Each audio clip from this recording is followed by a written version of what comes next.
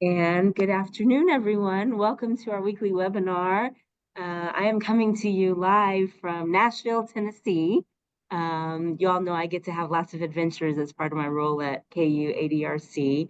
I'll tell you more about that in just a moment. I'm supposed to be telling you the housekeeping notes first, and that is please remember to mute yourselves so we don't have background noise, to use the closed caption feature if you would like to, and to take advantage of using the chat feature if you have questions or comments during our time together today.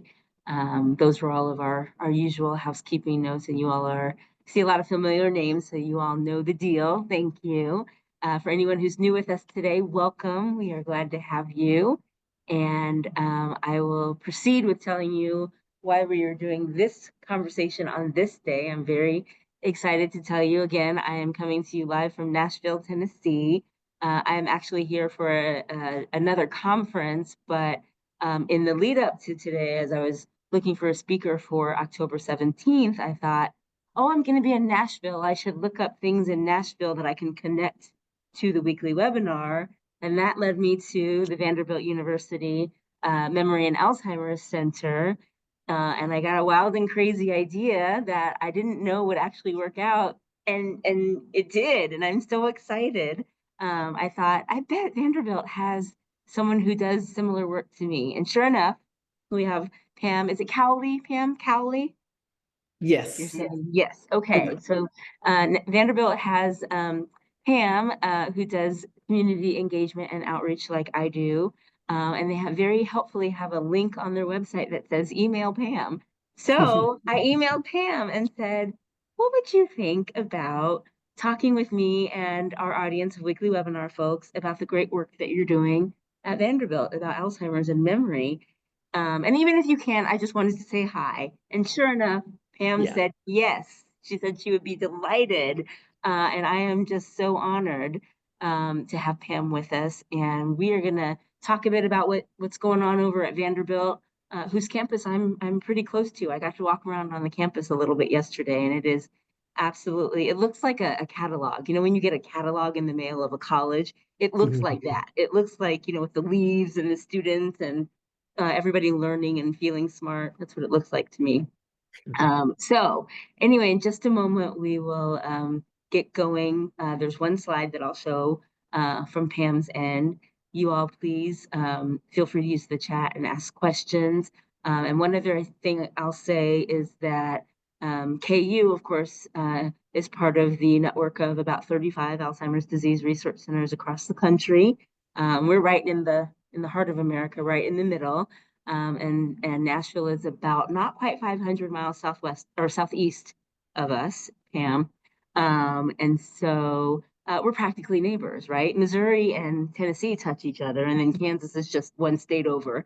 And then from Kansas going west, there's a big space that doesn't have access as easily as those of you in Kansas City do, and anybody who's in Nashville does. So all of that is to say, I think it's a good idea to collaborate. It's a good idea to work together so that we can figure out how to treat, cure, and prevent dementia. So with that, welcome, Pam. Thank you again so much for volunteering. My audience knew I was going to say that, but thank you for being a great volunteer from the state of Tennessee, and being with us today. And maybe we could start by tell us sort of what's the best thing about the Vanderbilt Memory and Alzheimer's Center. Wow. Our team, I mean, we just have an amazing group of folks that work at our center. Our participants, I'm often meeting them out in the community. So they always say that our team treats them like rock stars, which, is just the Nashville way. But I was very excited to come work at Vanderbilt. My mother had Alzheimer's disease, and so did her sister. And when I saw this position to have the opportunity to do community outreach, I really felt, well, here's opportunity meeting experience, because I had worked in outreach for a number of years and had the experience of caregiving and seeing a family member on this journey, as many of us unfortunately have. And Dr. Jefferson, the director of our center, has been at Vanderbilt for, I think, a little over 20 years now. And we have an observational study that monitors for changes in memory over time. So it's going quite well. We had a great summer and we're very busy, as I'm sure Kelly was. Kelly, I don't think you're aware that I know of everything that you do because I'm on your email list. So when you reached out, somehow I wasn't surprised. Oh, good. I'm glad. I It's was like, hoping you oh, wouldn't think, what a weirdo, just no, but asking you to come and talk. I'm so happy. Okay, well, that is fantastic. Um, so at KU, our sort of focal point at KU is metabolism. And we have lots of research on nutrition and exercise and diets and eating patterns and how many avocados does it take to cure Alzheimer's disease. Um, but I want to hear kind of what's Vanderbilt's focus area? What do you work the most on? yeah, Dr. Jefferson's research, our director, has primarily focused on the relationship between heart health and brain health. And so, particularly in this part of the country, we are the Bible Belt, we are the stroke belt, and unfortunately, in some ways, we've become the Alzheimer's belt as well because the number of Tennesseans that have been diagnosed with Alzheimer's disease is actually pretty high. We're one of the if you look at the map where you have the range of blues to indicate how many people are suffering with the disease, we unfortunately are in the darker areas of that scale. So my job, along with several other people that join me out in the community, is to go out and talk to people and make sure they are aware of what the risk factors are, the things that we can do to prevent it. And that's kind of something I wanted to talk with you all about today. Excellent. Yeah, you're in some ways preaching to the choir, Pam. I think Yes. everybody in range of today's webinar is definitely on the team of let's figure out how to Yeah. eliminate this. And you're also talking to a group of people that's really thirsty, really hungry for what else? What else can I do? How can I make sure I never actually need you? Yes. So I'm so glad, and I really can appreciate the Bible Belt and the stroke belt and the heart belt. And I'm not going to tell you how many pieces of fried chicken I've had since I've been here since Sunday. um, the Well, Tennessee you folks have will feed to. you, right? Nashville's known for it. Yes, I cannot complain about the offerings I've had here in Nashville. And I also want to do my part toward reducing um, some of these numbers that lead to not great brain health. So thank you for that. Pam, do we want to maybe go on and show your slide now and talk a bit Yeah, about the you can go scale? ahead and Okay. put it up. And I apologize. I was just telling Kelly that I live in an apartment building, so you might hear some cars and things Oh, pass by. no worries. It's a Uh, Zoom world, right? We are all yeah. okay with that. Okay, so So I I, am I going was I was chatting with Kelly and just sharing like some of the things that I hear when we go out into the community to chat with people about Alzheimer's disease. And it's not the most common response, but sometimes we just, meet people that they don't want to know anything about it. They are like fingers in the ears, like the lady in this little illustration that I have here, or like I physically have people run from the table. And we know what drives denial, and it really is kind of being afraid of what the facts really are. So I run after them. And many of you, I know Kelly and I shared that this is a fairly regular group. So you all know a lot about this disease, and I'm sure that you shared with your friends and families because that's one of the ways that we help increase awareness across the community. But oftentimes when people say they don't want to know, then that gives me the opportunity to tell them all the reasons why they do want to know. And the most exciting one is that now we actually have some drugs that are showing some progress at slowing down the progression of the disease. So you want to know if you're having some changes in your memory, because right now you have to be in the early stages of the disease to be eligible for Medicare in particular to cover those drugs. So that's one great reason, right? And then another reason is you don't want your family to be surprised. And oftentimes, family members can hide the fact that they may be starting to have some concerns or struggles with their memory. So, we'll just go across this scale here and talk a little bit about each of these. And then if the audience would like to share some examples or things that they've heard or learned through their family members, I would love to hear those because it helps us kind of design our talking points in the way that we present information to the public. So I feel like I'm in a room of experts here after chatting with Kelly about you all. And we know that sort of the next area is that I always say everybody over 50 is concerned about it. I feel like after we get a certain age, we all start to think, wow, what was that thing that happened when I went into the other room and couldn't remember what I went in there for? So a lot of what we do, and I'm sure Kelly's done this as well, is to focus on helping people understand what's normal and what's abnormal. So of course, our memory changes as we get older. I'm about to turn the golden age of 65, which used to be a milestone, right? And now most of us continue to stay busy and active and live, pretty broad lives compared to, what our parents and grandparents might have. But many people just have that seed of worry in the back of their heads. So we do like to share that losing your memory is not normal. So if there's changes in your memory, that's not a normal thing. So we want to address it as soon as possible. And then for many like myself who've had a family member to develop the disease, well then, I mean, of course, it goes without saying that your risk is a little higher if you have a family history. But also we have to remember that family history isn't always destiny, right? There's many things that if we looked back several generations in our families that we might see that were unhealthy or things that we could, repeat. But we also every day we wake up, we have choices, and choices can make a huge difference, particularly with this disease.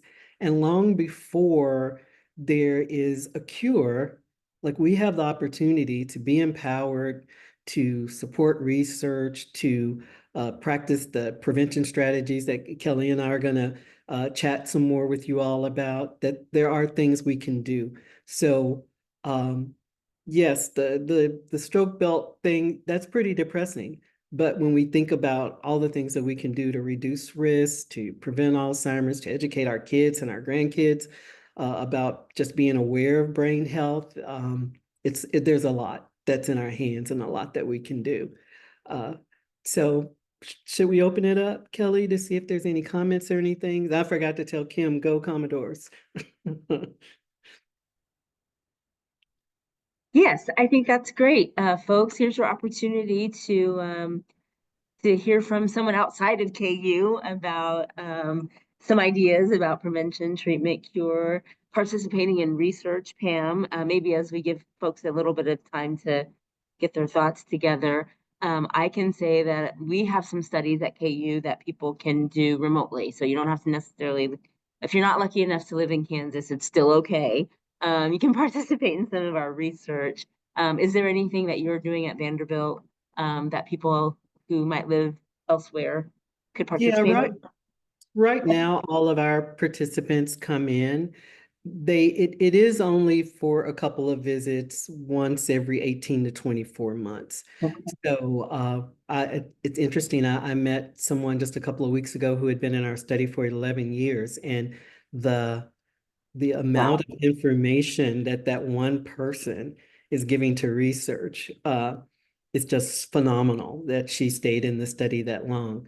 But the way our study works is you would come in for a visit and do the whole memory screening, the long with the blocks and the like the pretty intensive testing of your and challenging of your memory. And then on your second visit, you would do the assessments that have to be done at the hospital.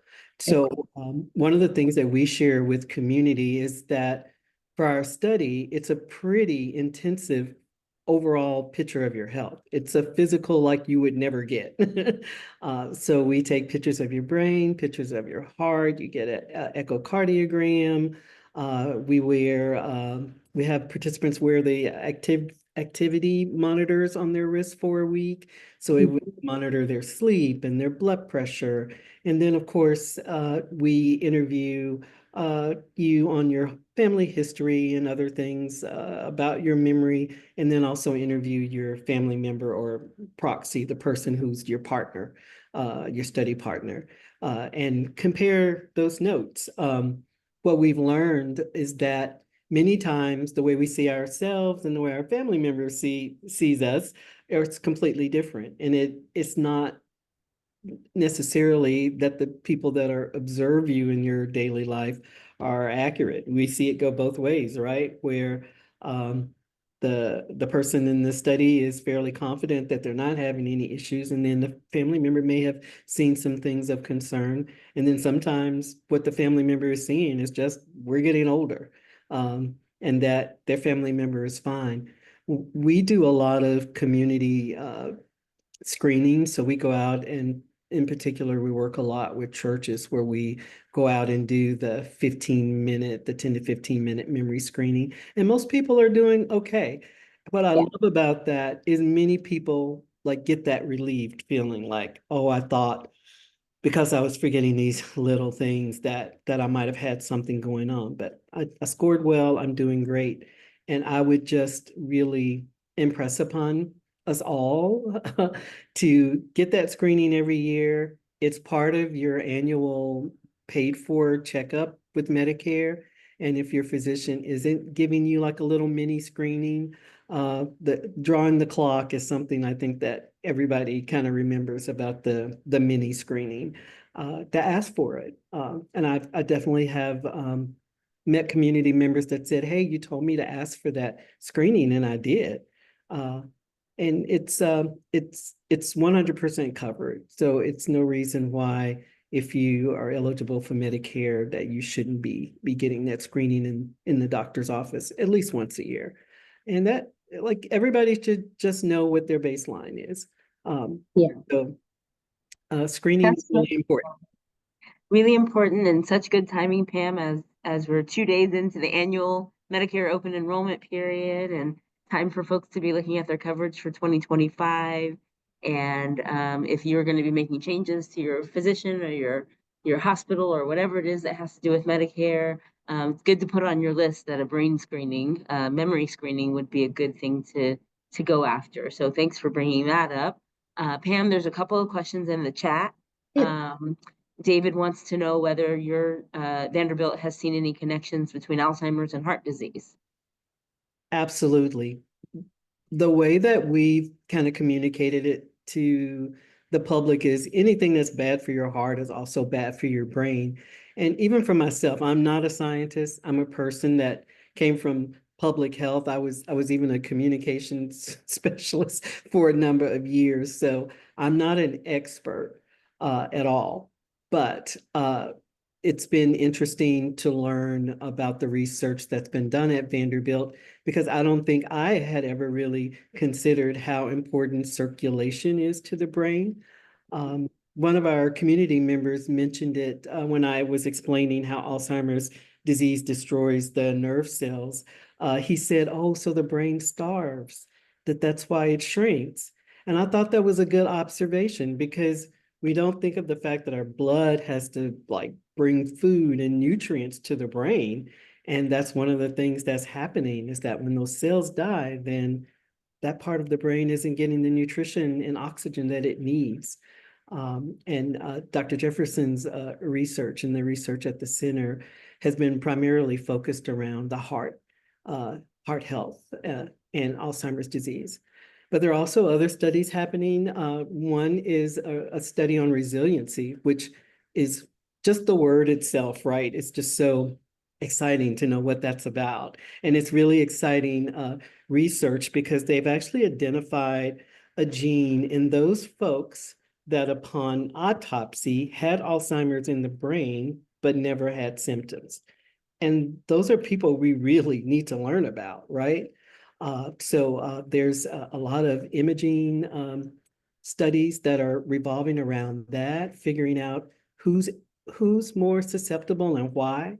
So our center focuses a lot on health disparities and risk factors of particular groups, and then these groups that seem to develop it and not have any symptoms. Those are folks that we really want to learn more about. Okay. And then Lloyd wants to know about whether you release data to your research participants on results of their tests if they participate in some of those longitudinal studies, maybe. Yes, we don't do a diagnosis of Alzheimer's disease. What we do, and I think this is fairly amazing, I've been at the center for 3 years. I've probably met 7 or 8 people out in the community who said, coming into this study helped me address another health issue that I had because you guys told me that I had a stroke. I'd had a stroke and I didn't know it.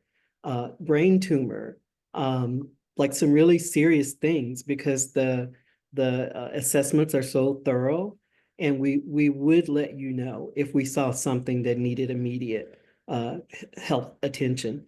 And you can also share all of those assessments with your doctor if you choose to. So we do share, we can send those over to your doctor if you want them to know how well your blood pressure did over the week that you had to wear the watch, and how you're doing on your memory screening. I actually participate in our study as well as working at the center. And when I got my memory test, I definitely like posted my my little graph, because the memory test will tell you like where you're doing really great and where you might want to exercise your brain a little bit more, which is like really important.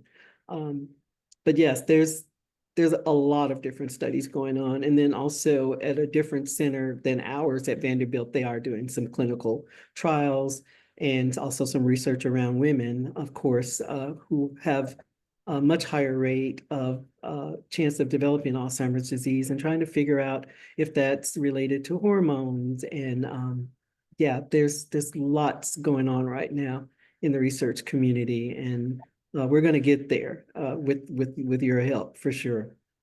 Oh, for sure. Yeah, that's something we mention a lot over at KU, and I think it applies everywhere that the cure, the treatment, the prevention, all of this is going to come because of the generosity of people participating in research. And I hadn't really thought about the idea that you could find out other important information about your overall health Yeah, by participating in research studies at a place like Vanderbilt or KU or one of the 30 other ones. So that's that feels like a great incentive, I think, for people to get connected. So thank you for shining that light on. It's not just about what's going on here, but sort of holistically, right? We can be thinking about what is going on with our brain health. So thank you. Those were great questions. Thank you, David and Lloyd. Anybody else have a question about what's going on at Vanderbilt or what we might be able to borrow and bring to our friends in Kansas? Here is your chance to talk with Pam about that. While you're thinking, I do want to mention a program that some of you may be interested in that we have coming up. It's called the Direction Forward. And it is a program for people who have a diagnosis of mild cognitive impairment or early stage Alzheimer's disease, and who are wondering kind of about next steps. What do I do? Where do I go? Who can I talk to? And so we're setting up a program for that. We are asking for people to participate who do indeed have a diagnosis, because we want to be able to narrow down that group and provide some really tangible and practical resources. So I do have a flyer available for that, and there's a website where you can sign up for more information. I just put it in the chat. Um, so feel free to take that link down and sign up for the Direction Forward, and we'll get you some more information. A couple weeks ago, Pam and everyone, I was in San Diego at the Alzheimer's Clinical Trials Consortium conference. You all are going to think that I do nothing but jet set, going from San Diego to Nashville or wherever I'm going next. I went to this conference and I met someone who is in my role at Wake Forest University, which is in North Carolina. I think that's right. Yeah. Thank you, David. And at North Carolina, or at Wake Forest in North Carolina, they've got a program that sounds similar to our program, the Direction Forward. And there's this called the waiting room. And in the waiting room, it's sort of that space while you've got some concerns about memory, and maybe you've just got a diagnosis, but you don't know what to do next. So Wake Forest has the waiting room. KU has a direction forward. I'm telling you all this so that you know you've got 35 and more organizations across this country that are really working toward figuring all of this out. And we're so happy to be able to share information. That also reminds me, Pam, yesterday, you all at Vanderbilt had a lunch and learn on Alzheimer's in plain language. Yes, And I signed up for that, knowing good and well I was not going to be able to watch it live, but I do have the recording. And I yes. guess I'll ask you, Pam, if it's okay. Is that recording something I could put in our newsletter and Oh, encourage folks to absolutely. good? Yeah, Dr. Leslie Gaynor, I was in a training yesterday, so I didn't get his opportunity to attend either. But Dr. Leslie Gaynor was the presenter, and she is amazing. I'm sure it was a really Yeah, great webinar. So please do good. share. Well, what I've started to do, I'm feeling very clever lately, is I've started to put the link to our weekly webinar from the week before in the next issue of My Alliance. So people, they say, oh, I couldn't make it. I really wanted to see that one. It'll be right there. So when I link to today's webinar, I will include the Alzheimer's in Plain Language uh, program from yesterday. And people, please feel free to watch that. And I've put the link to the Vanderbilt Memory Center in our chat. So feel free to peruse that. I've got the Direction Forward link in the chat. And your question about whether Direction Forward has a virtual option, I believe it is only in person for right now. And MCI is one of the diagnoses that we're looking at, as well as early stage dementia. So take advantage of those resources. Pam, is there anything else we should know about Vanderbilt? I would just say that we do also have a study that is for people that have been diagnosed or have mild cognitive impairment. Nothing. We're just excited to be here today. All of our ADRCs, the Alzheimer's Disease Research Centers, work together, so we're all trans-institutional. So yes, just be aware that we're all sharing data and information with Oh, each other. absolutely. Definitely. Yes, and no competition. There's no such thing as, like if our sports teams play each other, I won't start that. Yeah. Go Commodores, I'll say that. And Rock Chalk Jayhawk. Yes. Um, David, and answer your question, yes, KUADRC has what we call the cohort study. And we've been following participants in cohort for years. And I believe there are options for cohort for people who do have a diagnosis, a memory loss diagnosis, as well as people who do not. And if there's anyone online who habla español, we are looking for participants in our Spanish language cohort study. So the short answer to your question is yes, David, yes, we do. And a thing that I think all of our research centers are interested in is seeing how does someone make it to 85 without having particular cognitive issues, and let's see what they're doing and replicate that for other people. And then if someone is experiencing that cognitive change, what can we learn from them to help them, as well as to in our world at large, how can we get closer to the cure? So just like that, it's 2:29. My goodness. Uh, Wow. Thank you, Pam. Glad to have fun. Thank you, Kelly. Fantastic. Next Thursday is October 24th somehow already. And next week, our topic is going to be Alzheimer's disease and Down syndrome. We have a fairly new program at KU called the Brain Health and Down Syndrome Program.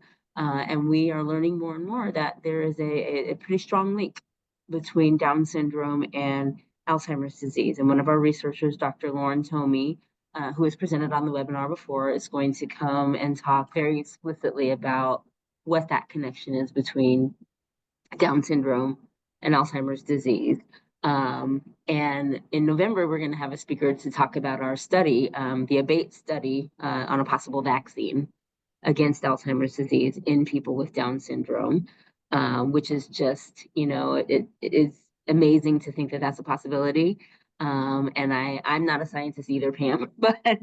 I've learned enough in my role here at KU to think that if we can come up with a vaccine against Alzheimer's and Down syndrome, what might that mean for a vaccine for any of us? Absolutely. So stay tuned. That'll be next week. Dr. Tomey will talk overall about Down syndrome and Alzheimer's. And then coming up in November, we'll talk more specifically about the ABATE study. Pam, let's stay in touch. I get the Vanderbilt Yes. newsletter. All right. So I will be knowing what you do. You get my line, so you know what we'll be doing. And let's definitely share some more research information. It looks like I may be traveling to Nashville somewhat regularly. So Yeah, we'll have to meet in person for have to sure. meet in person. Thank you all for being here.